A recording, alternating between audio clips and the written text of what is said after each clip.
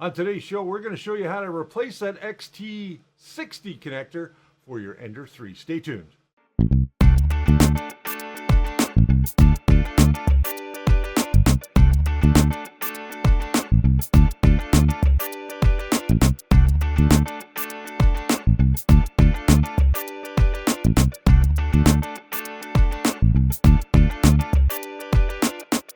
Hey, welcome to The First Layer. I'm your host, Richard Cleveland.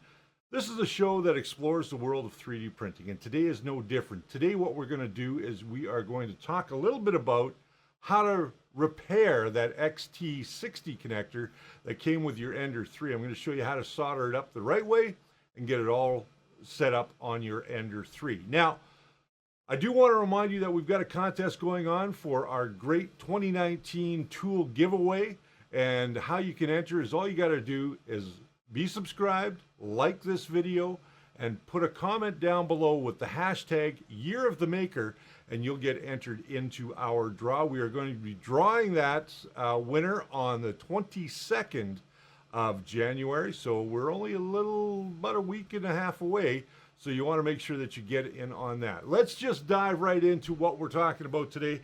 We've got an XT-60 connector.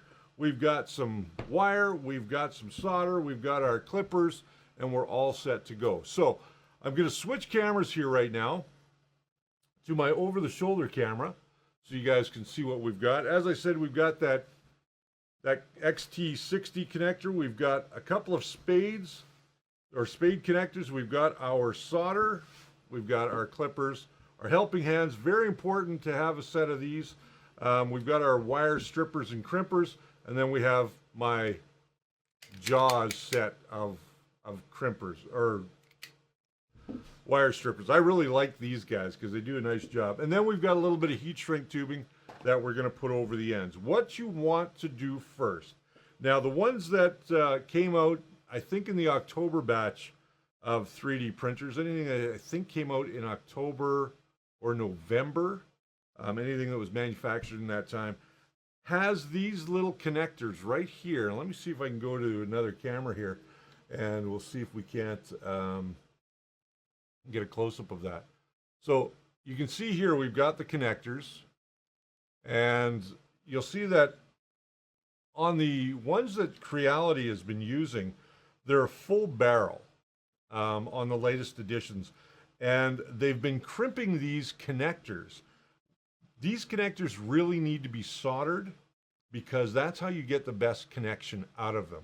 So we're going to put these in the jaws. I'm going to see if we can get those to fit in there. One thing I should note on these, I don't know how well you guys can see that, and the light might be washing it out a little bit. But on one side, there is a plus symbol, and on the other side, there's a minus. The other nice thing about this is that this connector only goes together one way. You can see that it's keyed, and you bring them together by lining up the keys, and you'll know that you're in the right spot, because if you try and do it this way, you're not going to get it on.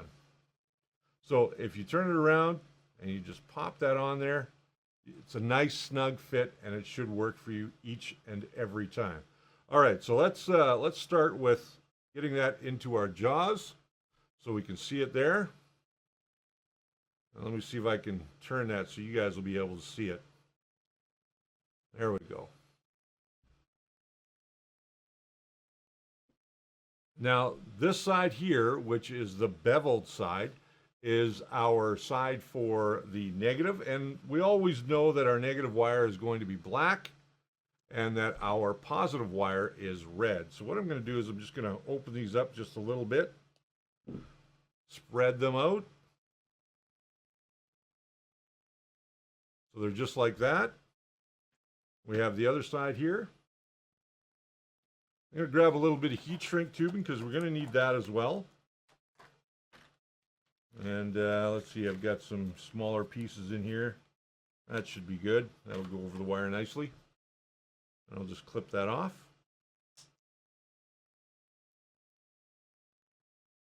You don't need too much heat shrink tubing, just a little bit. We'll pop some on there. Pop some on there. Strip this wire a little bit. Maybe a little bit more. There we go. So now that we've got our wire stripped, you can see that there. I'm just going to tin these a little bit. I'll just put them in my jaws.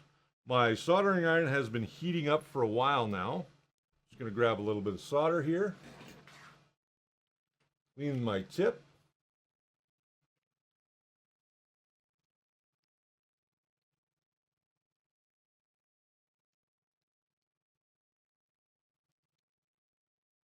And solder that nice and cleanly. So there you go. Again, on the other side, same thing. We're going to work it down.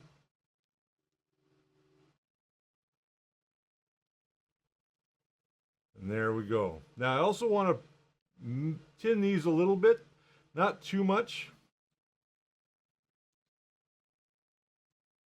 There we go.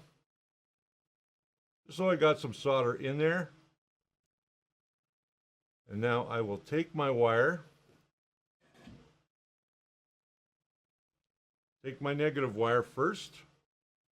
I'm going to slot it right in there. You see how I've slotted that in there? Now I can take my soldering iron, just heat that up a little bit, and we should be able to get a good connection. Let's just do this so that holds our wire properly. Just get that up out of the way.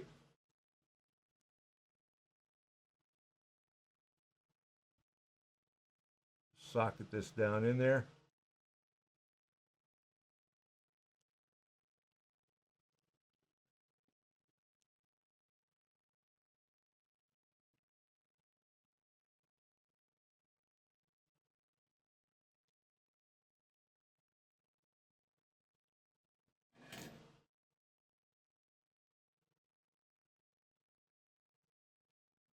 There we go.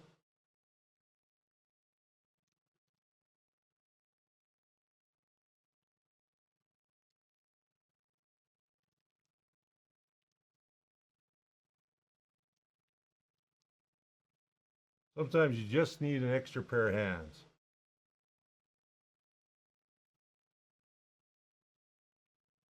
We'll just get that all filled with solder.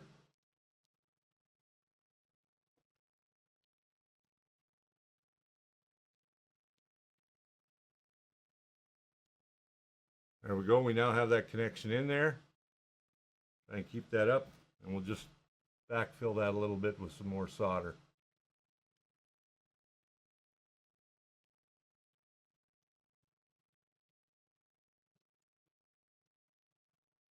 There we go. We have a nice solid connection there now.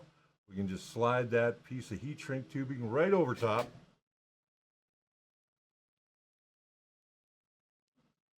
And slide it down over that connector. And we're going to do the same thing on this side. Solder this up.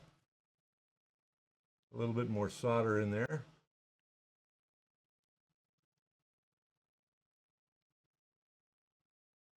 Grab our heat shrink tubing, put that over top.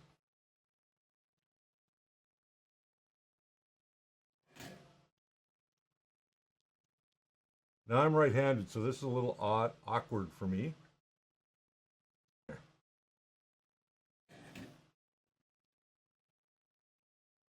That is nice and tight in there. If we want to, we can just blow a little bit more solder in there.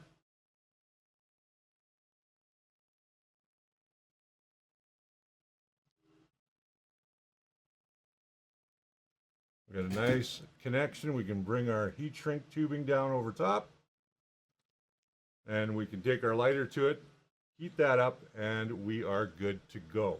So that's all there is to soldering those together. Now, the reason that I've left these two connectors together, the male and the female, is so that these don't get too hot when you're soldering them, and the heat can actually flow down to the other side. Let me see if I can get a close-up back on that. So that you can see here, this is still nice and tight. It'll still come apart.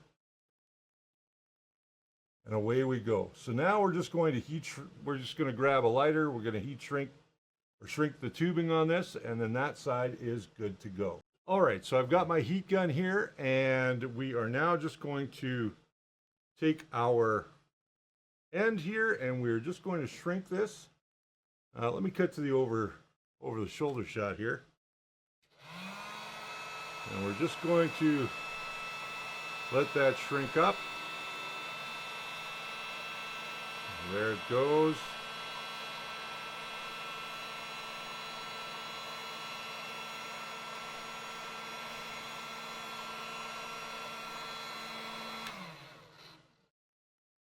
Now we have nice solid connection on both the positive and the negative. Now on the other side of this one, we're going to take the shorter wire here out of our 2 wires, and this one is going to go back to the power supply. So what we need to do there is we need to move some of this stuff out of our road and keep our soldering iron on so that we can do this side. And we are just going to snip this back a little bit. Open that up. Again, take our strippers, strip off a little bit of that insulation. Now you can get these strippers anywhere. So now we're going to take one of our crimp connectors, we're going to slide it over. And what I like to do is I like to make sure that I can see on the end there. Let's go back to this camera.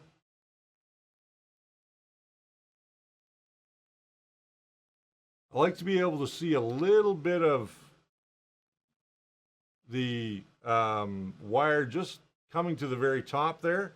We're going to take our crimpers, and this particular barrel jack on here, or crimp jack, for the spade connector, is between 16 and 14 on our crimp tool.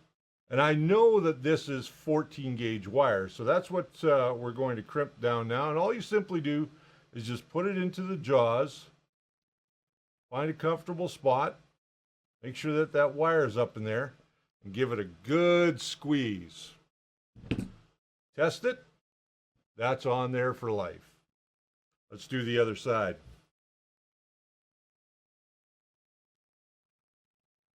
You may have to take a little bit more insulation off, which is not uncommon.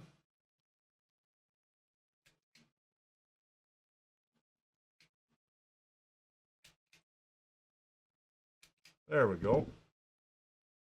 Take that little bit off. Sometimes I will twist the wire just a little bit. Get our spade connector, pop that on, make sure that, again, we want to be able to see a little bit of that wire at the top. That way we know it's down far enough. We'll take our crimping tool and we will just give it a good squeeze, and that is on there. So we've done one complete side for the Ender 3. And let's go ahead and do this other side now. Same idea, and I'll get that finished up and I will show you what it looks like. All right, so now we've got our cable all together. All you're going to do here now is just strip this end back just a little bit. We're all set to go and install this back into our Ender 3. Again, we're just going to take a little bit of that shielding off, just like so. And you are all set to go. Let's go back to this camera here. Well, not that camera, we want this camera. There we go. So you can see that we've got that shielding taking off there, the insulation. Now all we're going to do, let's get into camera here. All we're going to do is connect this to our main board. This side goes to our power supply, and you can break it away, and you're all set to go. Now this is soldered properly. It's got proper heat shielding on it. Those are fixed in there. They're not going anywhere. So you should have no more problems with a properly soldered XT-60 connector for your Ender 3. So there you have it. Easy peasy. You don't need a lot of skills to put this together and fix your own Ender 3. And all you got to do is just buy yourself some XT-60 connectors, and you can get them from a variety of places. Just look on the internet. I'm sure you can find them fairly inexpensively. Make sure you get the right ones. You don't want the knockoffs, and you don't want ones that need to be crimped either. So that's all there is for today. But first, before I go, I want to remind you that if you haven't yet subscribed, go ahead and do that down there. You'll see that little red sign that says subscribe. And also hit the bell so you get notified every time that we do a brand new episode. Now, just so you know, we are still doing that contest for the great 2019 tool giveaway for your 3D printer. So all you have to do is be subscribed, like this video, go ahead and share it with your friends too. You know you want to. And make sure that you put into the comments hashtag Year of the Maker. And you will get entered into our draw to win that wonderful tool chest that you saw in last episode.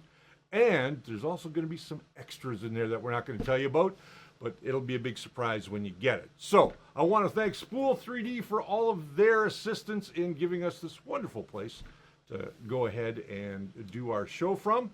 Now, they've got everything that you need, from printers to parts, just like these, as well as all the filaments you could ever need. Check them out today at spool3d.ca. Print it right, print it with Spool 3D. I want to thank my wonderful staff. They do a great job around here to help me get motivated and get these out to you guys so they're out on time. And with that said, my friends, that is the end of today's show. Make sure, again, that you like, subscribe, and hit that little bell notification. And we will see you next time. Remember that the first layer is always your foundation to a great print.